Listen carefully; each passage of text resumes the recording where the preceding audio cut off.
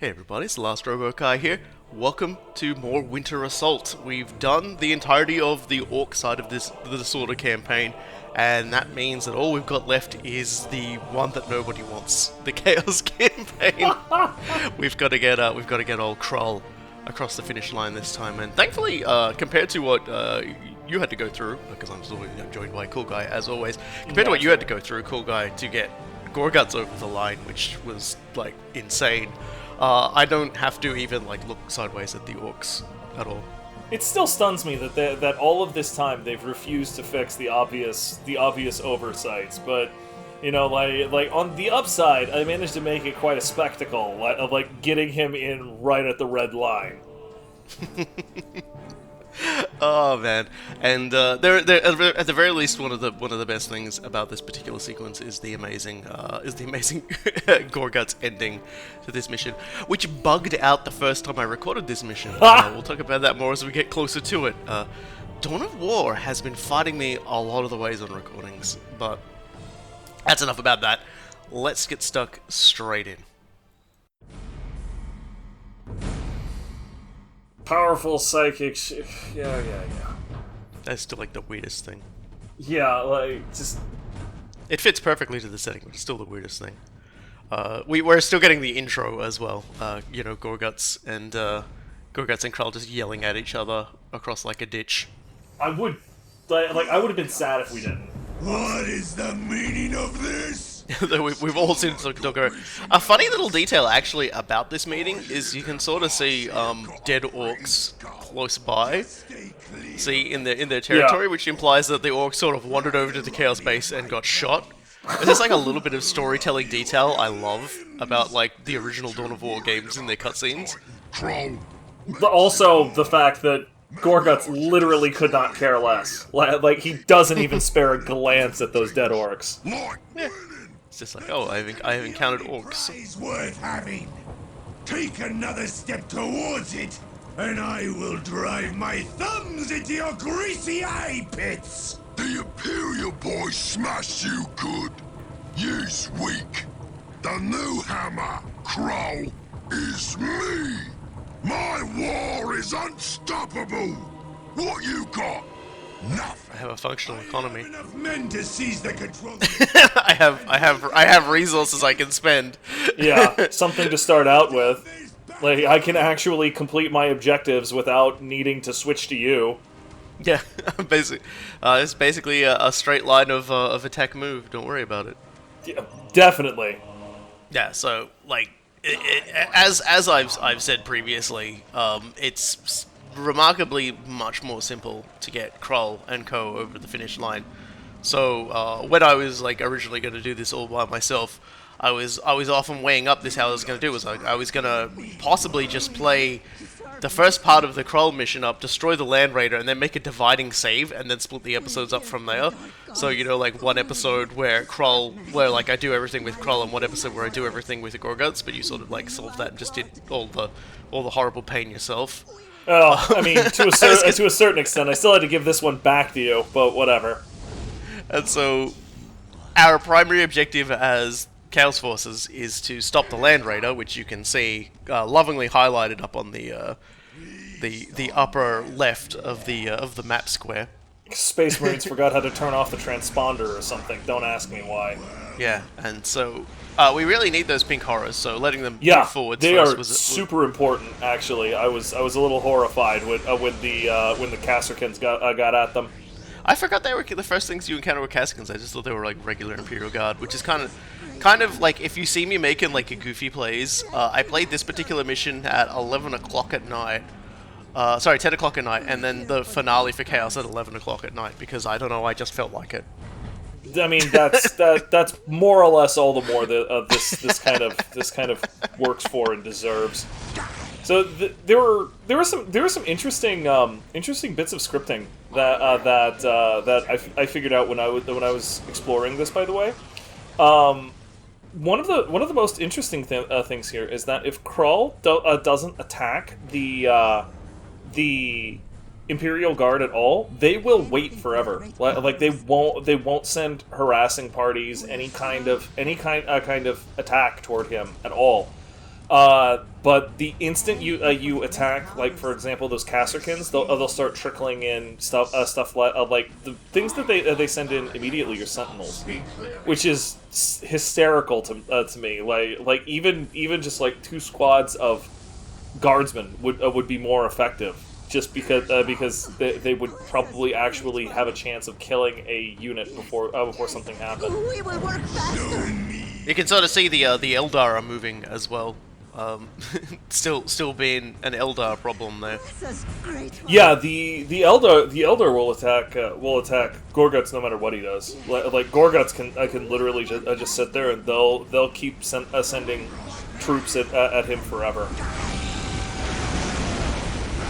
And so our goal in this is to, like, very quickly use our money to tech up to get more pink horrors. Yep. Because the idea behind it is like, the pink horrors are fantastic for what you need them to do. They're extreme long range anti armor, and they deep strike. It's kind of like that weird sort of dichotomy of like the Chaos Forces where they kind of seem like they want to be melee based, but then they have things like the pink horrors or the obliterators. So we're gonna get ourselves a couple, 3 squads of these. Gods. While we continue to work towards upgrading our possessed, because to win the fight against the Land Raider, we need the horrors. You definitely need the horrors. To win the map, you need possessed and you need predators, and you need predators with the buff that like turns their regular shots into anti-tank shots. Something that's actually worth firing.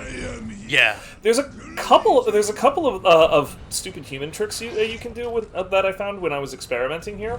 So one of the things that happens on the Imperial Guard side is they have tactically deployed basilisks that give them insane amounts of force projection over the entirety of their side. Turns out, if you're willing to research cultist infiltration and give them grenade launchers, they will absolutely just punk a basilisk. And if you and even like the later ones, you can just infiltrate some cultists to get vision on it, throw some horrors on there, and the horrors they'll evaporate a basilisk in like 5 seconds. Yeah. It's not even a question. Which is something I don't do in this mission. I just kind of attack move up because they can't stop me. Right. Like if you're not doing something stupid like I was doing, like trying to push Gorgutz forward like that, there's no need. This is not a difficult mission for Chaos. Yeah. We're all just about making sure I've got the resources so I can just like produce at a reasonable pace what I want. And meeting the Land Raider head on. Don't chase the Land Raider. Chasing the Land Raider is bad because it will just drag you into like a never-ending queue of problems. If you stand ahead of it, it will generally stop, and you won't have to worry as much about that. It's kind of funny to say that. It's just like, don't follow after it because then it will just like walk you. It'll take you on a guided tour through getting shot in the face. It'll be like, here we see the chimeras, and here we see the more bolt pistols, and here we see you getting shot in the face. And here we're also going to see what happens when you actually start attacking the Land Raider, because there is actually a trigger for something fun when it hits about half health. Which, weirdly it doesn't do. Oh man, you out-damaged it! Nice! Yeah, all I can assume is that I missed the trigger by doing enough damage. Yeah, no, this is basically the MMO. I got around a mechanic by doing too much damage thing. Yeah, I phase skipped. You basically phase skip. What it's supposed to do is deep strike in a number of Terminator units, including an assault Terminator squad. And I think a Dreadnought as well. Yeah, it also deep strikes in a Dread.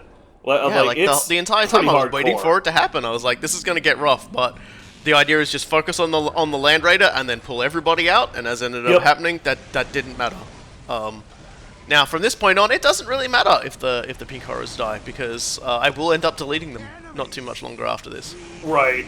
They're useful. They're useful for suiciding on stuff like those basilisks, but beyond that, it's sort of just like whatever. Yeah. So the possessed start out a little bit on the weaker side compared to the pink horrors in terms of removing armor and things like that. But those two particular upgrades that we're going for them, just they're basically they turn the possessed from a pretty alright unit into the single best like infantry unit Chaos can field. God, I'm so happy to see Crull just fall on his ass 100 times. Yeah, never be afraid to just like suicide dive Crull into like enemies to like tie them up, because you will always get more Crull. Yeah, like you get Crull for forever, and it doesn't cost you anything. The only thing it costs is the time to move him to the fight.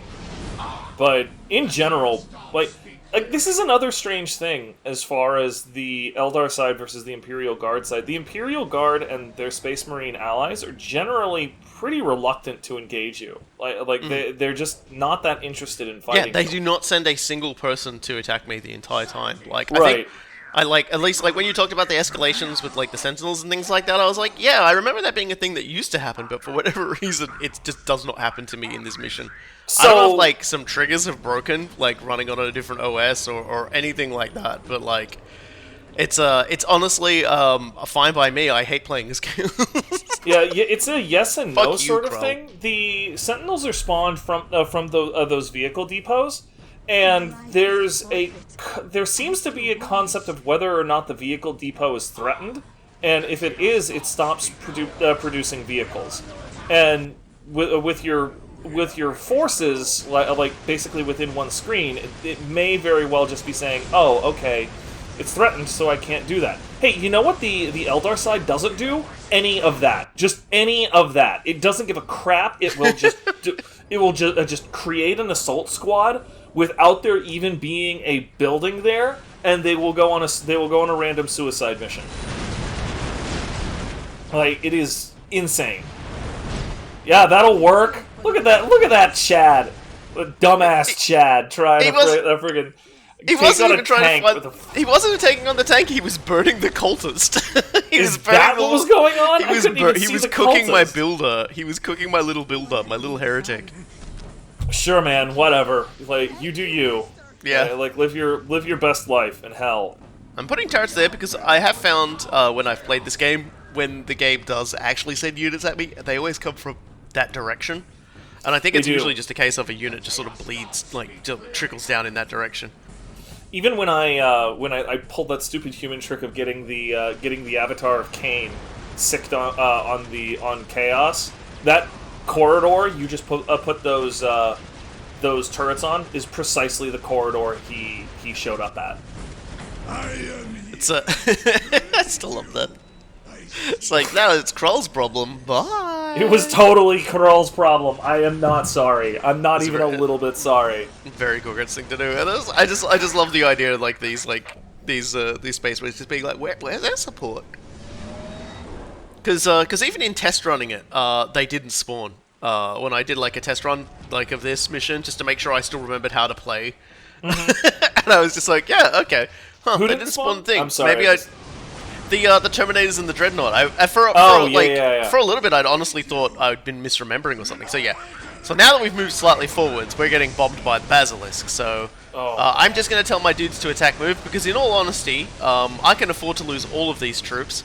The Possessed are hardy and very easily replaceable, and also, if the Basilisk is shooting at them, it's not doing the ridiculous amount of morale damage to them that it does to everybody The Chaos else. Marines, you just saw them take a shell and they nearly broke on the spot. Yeah, like, whereas everybody else's morale when they're hit by that is just, like, annihilated. Like, I talk about them being so strong, yeah, you see, whereas these boys will almost, like, completely get wiped out. This cat-possessed behavior, it like absolutely drove me insane when I was experimenting with this level, because you can see I'm just like, let's go this way, guys. Initially, I also experimented basically with something that would destroy the Land Raider, basically to give me more time. Until, you know, basically I screwed around with it for probably about 3 hours until I realized that I didn't actually have the extra time. but I screwed around with it, and like the amount of shenanigans I got up to, basically just to create a clean kill zone, because there are 2 basilisks that yeah, there's the second the one. kill zone. it's still killing. Yep. It's still killing. Yep, I'm there's just like, oh, 2 where is he this basilisks time? that overlap that kill zone, and that you There it is. use, and it was absolutely driving me insane. Like my initial experiments were weird because like I would do this long grazing attack like right at their spawn. The forces there aren't very strong, and if you do basically what you said not to do, like chase the Land Raider, you can knock out the chaplain by goading him into continual fights with Crull, which basically makes the kill a lot easier because the chaplain isn't all up in your business. Yeah, he's definitely a problem, but Crull damage soaked that pretty good. I think. Yeah, no, like obviously if you're doing it the way you're doing it, where you're just throwing the technology at or the resources at it, getting it done, moving on, and because you're not also attempting to juggle the orc side, then there's no need to do any of this. Like, just crush it with your wallet. It's fine. Yeah, so I'm like, okay, I should probably. I sort of remembered one little quirk about the Winter Assault, is that and I don't think this was the case in Dawn of War, and I don't think it's the case in Dark Crusade or Soulstorm, but Obliterators require a relic to build. It is true. I also think that is also true that changed in Dark Crusade. I think that was. Yeah, I can't. Like, obviously, I never touched Chaos in Dawn of War. I just did the campaign and moved on with my life, so I couldn't remember. But it is interesting in that they're the only ones that have 2 units that require a relic. I'm only half remembering a lot of this stuff. Oh yeah, it's been because, so long. Well, and also like all of it was basically done at like college LAN parties. That was the only multiplayer experience that I ever had with this. Like we would basically just truck our laptops up to the college computer lab, and then we'd like disconnect the work computers from their monitors. We connect up that thing. We'd just be like, all right, guys, everybody join the Wi-Fi. Let's rock and roll. I spent a lot of time somehow with an Australian internet connection just playing the shit out of this game with different people, like with complete randoms on the internet, with like a friendship circle. We played so many games, and it was just like this, and it's kind of funny. Because trying to play RTS games after I played this, like, I've never felt like I was good at them. Like, but I used to play a lot of StarCraft, and I used to play a lot of this, and I feel like I'm a decent Dawn of War player, but like, yeah. You tuck me into Dawn of War 2 or Dawn of War 3, I feel lost and confused, and yes, this is happening. That will happen forever. Yeah. Like, just accept it. Honestly, like I had played a lot of StarCraft when I got introduced to Dawn of War 1, and I had played Total Annihilation. I had played a lot of games like that, and I had also felt like I kind of click with this genre, which is why I was willing to play Dawn of War 1 in the first place. But the reality of it was that after I played Dawn of War 1, I could never go back. I did try to go back to Brood War, like, during the summer of my sophomore year of college. It was my sophomore year of college, remember, because that was the summer I had mono. Like, I had been diagnosed with mono, like, 13 months earlier, and then I was still just, like, completely screwed up when I came back home from college. My father basically took one look at me, saw I was dying on my feet, and said, "Okay, you're going to the doctor, and if you don't have mono, I'm going to kick your ass into getting a job and getting over this." But he's like, "I'm pretty sure you still have mono." The doctor's like, "Yeah, you definitely still have mono. You need to do nothing." Mono. And so, I was like, okay, well, I've got 3 months to do nothing. I had been planning to, work full time and make some make some money, but like I was expressly forbidden from doing that. So Yeah. I picked up a lot That's of why they older- call it mono. You're only allowed to focus on it. Yeah, you know, and for thank God that's one of those things you only get like once in your life. But I picked up Brood War and Total Annihilation and a couple of other old RTS games again, and I was just like, this feels so slow and so crappy, and it doesn't feel like strategy. It feels like clicking the buttons quick enough to like complete a build fast enough. Whereas, you know, in Dawn of War, at least up until Dark Crusade, it always felt like there was a real back and forth. There was a tug of war.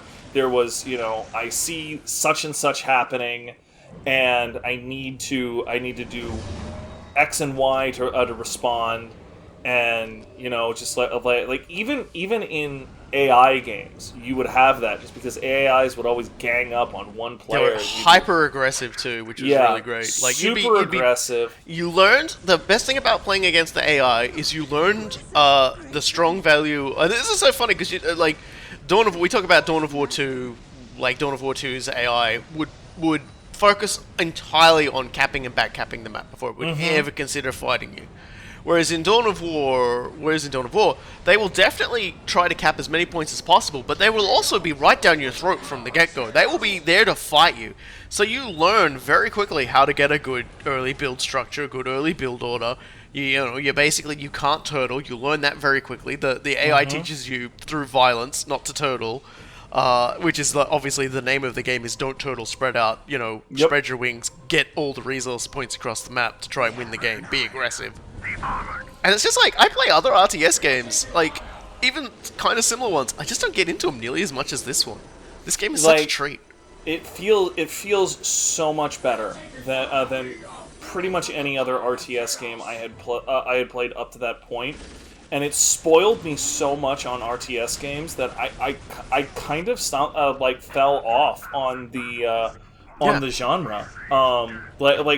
Obviously, RTS games sort of stopped a little bit after Dawn of War. Like they more evolved into real-time tactical games. You had stuff like Dawn of War 2 and Company of Heroes and so on and so forth. And that was all well and good, but and like I enjoy those games, but they're not real-time strategy games. They're real-time tactical games. You might as well have something more akin to, for example,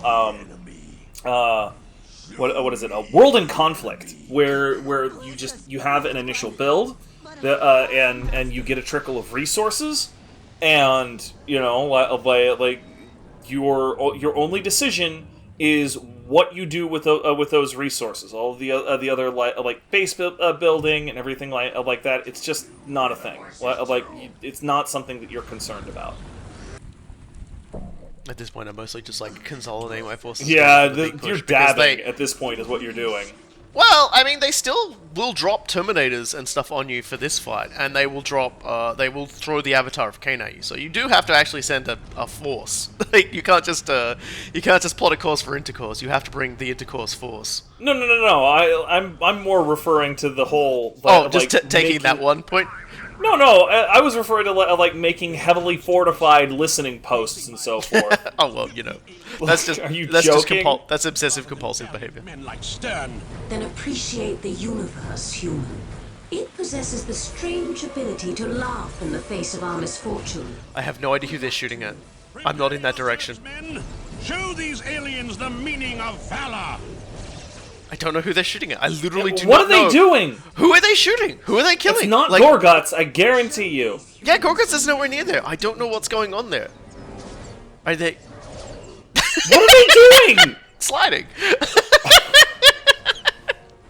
Eldar behavior is... just Eldar things. Eldar are inscrutable and ancient. Yeah. I don't know who he's shooting. I really What are don't you know who he's blasting? shooting. I'm like, what? What are they killing? What are they fighting? What is over Never there? mind. The more I ask that question, the more pissed off I'm gonna get. No, I don't think we'll ever find out. I appreciate that one possessed just going in ahead alone and evaporating. Alright. for whatever reason, just would not let me deep strike the second one, so I just gave up. I think it's just What? like, is there a There is location? not enough room. I There was disagree. yeah, there was plenty of room, but we don't need them anyway. What's more important is that we've got one Got a squad bloodthirster. of Chaos Marines that I kept around solely so I could pump out a bloodthirster. That was a really bad deployment What on are the Space you Marines doing, part. Space Marines? What are you doing? It's just it's a wonderful technical error. Lord. Yeah, the bit of a comedy of errors on the part of the enemy. So the Commissar's pretty much about to just get like violently murdered. I'm trying to get the Bloodthirster and the Avatar of Cain to talk, but they won't. I wanted to see the Bloodthirster. I'm like, Bloodthirster, kill him. Bloodthirster. Yeah, hey, the Avatar was in kill the him. middle of a sync kill. But he's still not doing it. He's still not doing yeah, it. you're He will right. not At turn this around. point, it's because Bloodthirster there's is like one possessed stuck. Is And that sadly, what it I don't is? get. All right, fine, whatever. Sadly, we don't get the kill. Womp But womp. yeah, for whatever reason, halfway through the ending cinematic for this, like the game made a really weird noise. I thought nothing of it, but then it wouldn't encode past that point, even though like the recording of the video was recorded. So I had to go back and record this. Amazing. So there will be a little bit of a jump here, and I don't mean the warp jump.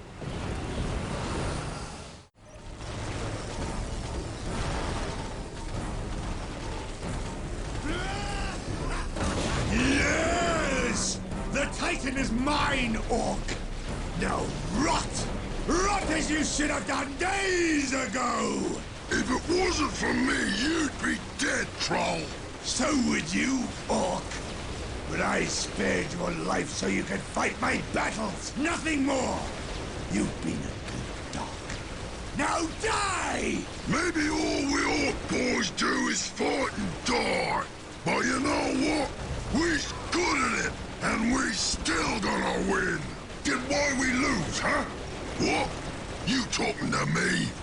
We thought you was the biggest, baddest boss. Why we lose then?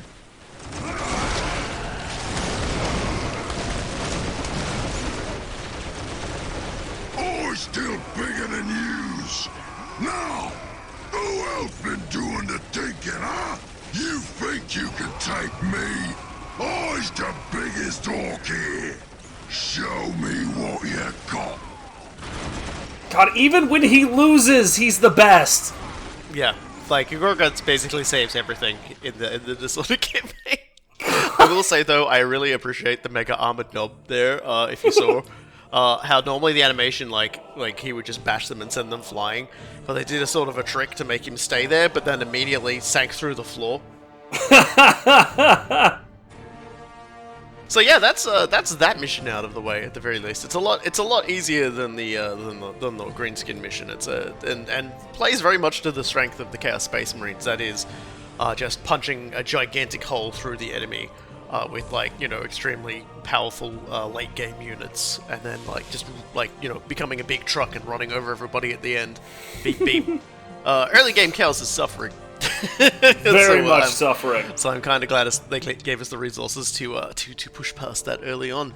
So next time, the finale, the final Winter Assault episode completely, we will be taking the Titan as the World Eaters. Krull will get his victory, his completely non-canonical victory. Yeah, he doesn't deserve one. So like we'll see it, but it's not canon.